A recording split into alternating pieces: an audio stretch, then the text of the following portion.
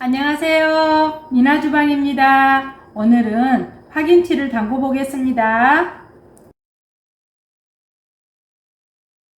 먼저 당근을 준비해 보겠습니다. 색감도 좋지만 아삭아삭 씹히는 맛이 좋아서 당근을 넣습니다.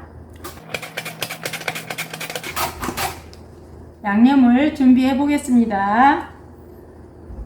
고춧가루는 15스푼, 오늘 파는 2kg를 준비했고요. 2kg에 맞는 양념을 하겠습니다. 가는 고춧가루는 5스푼을 준비했습니다. 멸치 액젓은 밥공기로 2분의 1 조금 안되게 했습니다.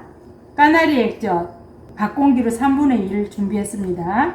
새우젓갈은 2스푼, 배즙 2스푼, 사과즙도 2스푼, 찹쌀풀 4스푼을 했는데 양이 조금 많은 것 같아요. 한 3스푼만 해서 끓이시면 될 것 같습니다. 이거 조금 남길게요. 저는 육수를 참 많이 사용을 하는데요. 풀을 끓일 때도 저는 육수를 넣어서 풀을 끓였습니다. 그리고 조청을 사용했습니다. 조청 5스푼.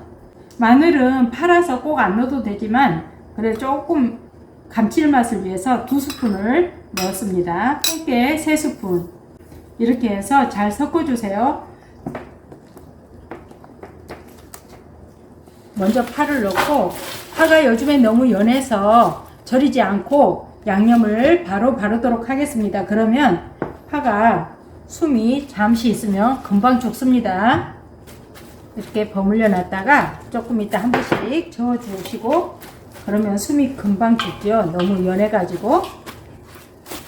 저희 집에는 흰밥에 먹고 밥에 먹어도 좋지만 아이들은 짜파게티를 끓여 가지고 파김치를 걸쳐 먹는 걸 너무 좋아하더라고요.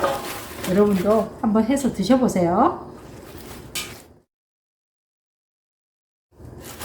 파김치 가을에 담을 때 어르신들 보니까 밤을 채쳐서 넣기도 하고 고구마를 채쳐서 넣기도 하시는 분들이 계시더라고요.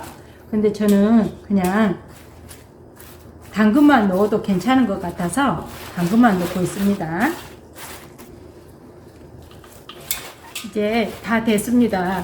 파김치 담기 아주 쉽죠? 5분 있다가 한번 뒤집으면 김치가 다 담궈진 상태가 돼 있을 겁니다. 이제 5분이 지났습니다. 이제 다 되어서 숨이 이렇게 잘 죽었죠? 이제 그릇에 담아 보겠습니다.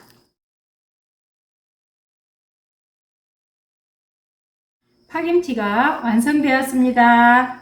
초가을에 나오는 파가 연하고 단맛도 있고 맛이 있지요. 여러분도 맛있고 간단한 파김치 한번 담궈 드셔보세요. 그럼 다음에 맛있는 음식으로 찾아뵐게요. 시청해 주셔서 감사합니다.